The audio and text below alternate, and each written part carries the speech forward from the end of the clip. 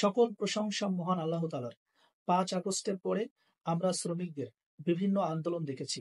বিশেষ করে গার্মেন্টস শ্রমিক, কলকারখানার যারা শ্রমিক রয়েছেন, বিভিন্ন দাবি বা ইস্যুকে কেন্দ্র করে তাদেরকে আন্দোলন করতে দেখেছি।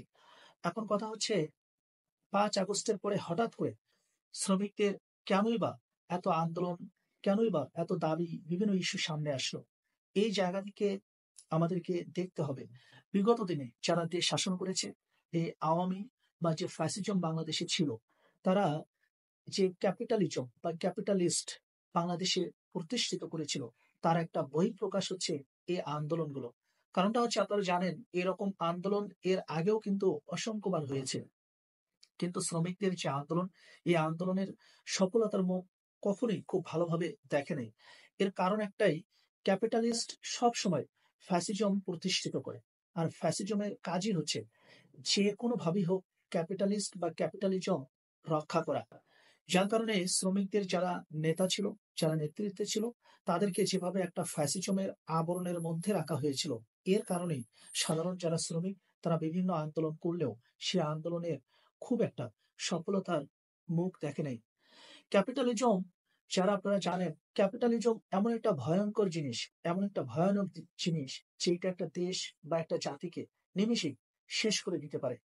এই ক্যাপিটালিস্ট এর মূল অর্থ হল উৎপাদন যন্ত্রের সাথে একটা ব্যক্তিগত অধিকার প্রতিষ্ঠিত করা।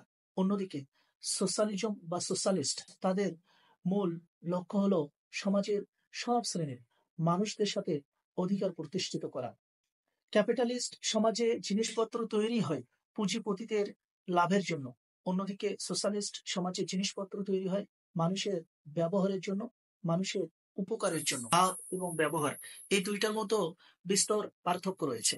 কারণটা হচ্ছে, সমাজে এমন কিছু নিত্য প্রয়োজনীয় জিনিস রয়েছে যেগুলো ক্যাপিটালিস্টরা তৈরি করে, অথচ এই জিনিসগুলো মানুষের উপকারে আসে বা মানুষের নিত্য প্রয়োজনীয় জিনিস। কিন্তু কোনো সময় যদি তারা এই পণ্যগুলো না কেনে বা পণ্যগুলোর লাভ যদি কমে যায়, লাভ কমে গেলেই ক্যাপিটালিস্ট তারা এই পণ্যগুলো উৎপাদন বন্ধ করে দেয়। মানুষের কতটুকু ক্ষতি হলো বা মানুষের উপকার হলো কিনা, এইটা ক্যাপিটালিস্ট কখনোই দেখে না। অর্থাৎ লাভের সাথে এদের ওতপ্রোতভাবে জড়িত বা একটা নিবিড় একটা সম্পর্ক রয়েছে এই ক্যাপিটালিস্টদের। ক্যাপিটালিস্টরা শুধুমাত্র শ্রমিকদের আয় কমিয়ে তাদেরকে গরিব বানিয়ে দেয় তা কিন্তু নয়, বরঞ্চ তাদের আয়ের পথ একেবারে বন্ধ করে হাজারে হাজারে শ্রমিককে তারা বেকার বানিয়ে দেয়, যার ফলে তৈরি হয় ব্যবসা সংকট। এর আগেও ১৯৩০ সালে একবার ব্যবসা সংকট দেখা দিয়েছিল। পৃথিবী জুড়ে কোটি কোটি মানুষ তারা বেকার হয়ে গিয়েছিল। একমাত্র আমেরিকার যুক্তরাষ্ট্রে ১,৩০,০০,০০০, এমনকি তার চেয়ে বেশি সংখ্যক শ্রমিক তারা বেকার হয়ে গিয়েছিল।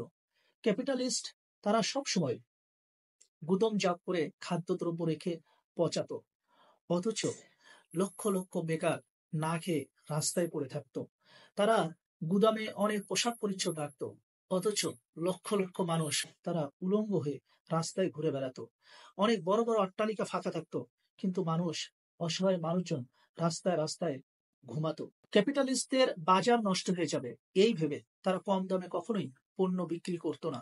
এমনকি গরিব অসহায় মানুষদের মধ্যে পণ্য বিলিয়ে দেবে সেটাও করতো না। অথচ গুদামে পণ্য রেখে পচাতো, পরবর্তীতে সে পণ্যগুলো তারা সমুদ্রে, এমনকি সাগরের মধ্যে, নদীর মধ্যে তারা ফেলে দিত।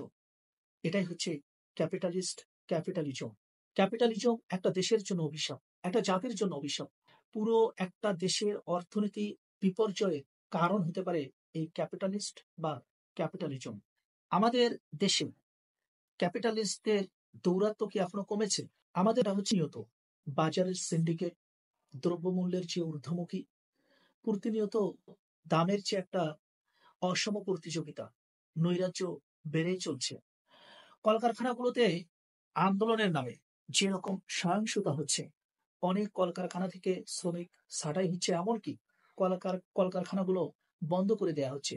এ সবই হচ্ছে ক্যাপিটালিস্টের বা ক্যাপিটালিজম মনোভাবের বহিঃপ্রকাশ বা ক্যাপিটালিজম মনোভাবের একটা লক্ষণ। কারণ ক্যাপিটালিস্টের কাজই হচ্ছে ফ্যাসিস্ট তৈরি করা, আর ফ্যাসিজম বা ফ্যাসিস্টের কাজই হচ্ছে ক্যাপিটালিস্টকে বিভিন্নভাবে তাদেরকে আঁকড়ে ধরে রাখা বা রক্ষা করা। শ্রমিক নেতাদেরকে বিভিন্ন ফ্যাসিজমের আবরণের মধ্যে রাখবার কারণেই শ্রমিকদের যে আন্দোলন, বিভিন্ন সময়ের যে আন্দোলন, সে আন্দোলনগুলো খুব একটা সফলতার মুখ দেখে নাই। অথচ শ্রমিকরা চাইলে একটা দেশে অভ্যুত্থান ঘটাইতে পারে, শ্রমিকরা চাইলে একটা দেশে রাজনৈতিক পট পরিবর্তন করতে পারে। রুশ দেশে 1917 সালে একবার শ্রমিক বিপ্লব সংগঠিত হয়েছিল এবং সেখানে সোশ্যালিজম প্রতিষ্ঠিত হয়েছিল। সোশ্যালিজমের উপকারিতা যে কতটা মানুষের জন্য কল্যাণকর, সেটা যদি রুশ দেশে তখনকার ইতিহাস সম্পর্কে পর্যালোচনা করা যায় তাহলে বুঝতে পারা যায়। শ্রমিকরা কেন্দ্রীয় প্ল্যানিং কমিশন গঠন করেছিল, যে কমিশনের সদস্য ছিল সমাজের বিশিষ্ট ব্যক্তিবর্গ। এই কেন্দ্রীয় প্ল্যানিং কমিশন দেশে কত সংখ্যক কাঁচামাল রয়েছে, কত সংখ্যক ইঞ্জিনিয়ার রয়েছে, কত সংখ্যক শ্রমিক রয়েছে, কত সংখ্যক উৎপাদন দরকার, সব মিলে তারা একটা খসড়া ড্রাফট তৈরি করে আইন কমিশনের কাছে প্রেরণ করত। এমনকি তাদের যে ড্রাফট পত্রিকায় তারা প্রকাশিত করত, সেখানে জনগণ, জনসাধারণ তাদের মতামত জানাতে পারত।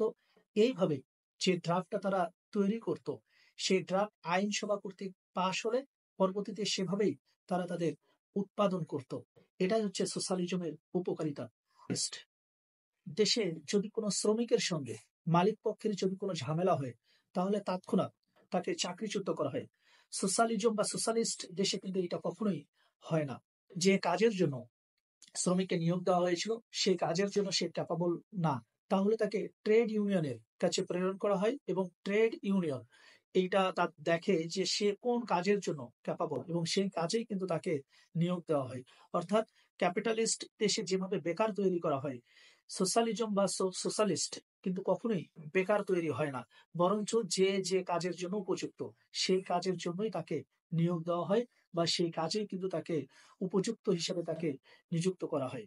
যারা গতর খাটিয়ে, যারা সারাদিন পরিশ্রম করে যে মাইনে পায়, আবার অনেকেই রয়েছে মাত্র দু একটা কলমের সিগনেচার দিয়ে দেখা যায় তাদের চাইতে হাজার হাজার গুণ বেশি মাইনে পায়। বেতনের যে একটা আকাশ পাতাল তারতম্য, এটা কিন্তু ক্যাপিটালিস্ট দেশেই দেখা যায়। সোশ্যালিজম বা সোশ্যালিস্ট দেশে কিন্তু এটা অতটা তারতম্য কিন্তু থাকে না। ফ্যাসিজমের আবরণের মধ্যে থাকা শ্রমিক নেতাদেরকে খুঁজে বের করা না যাবে ততদিন পর্যন্ত শ্রমিকরা যে দাবি বা যে ইস্যুকে সামনে এনে আন্দোলন করুক না কেন, এইরকম আন্দোলন খুব একটা সফলতার মুখ দেখবে বলে আমার মনে হয় না।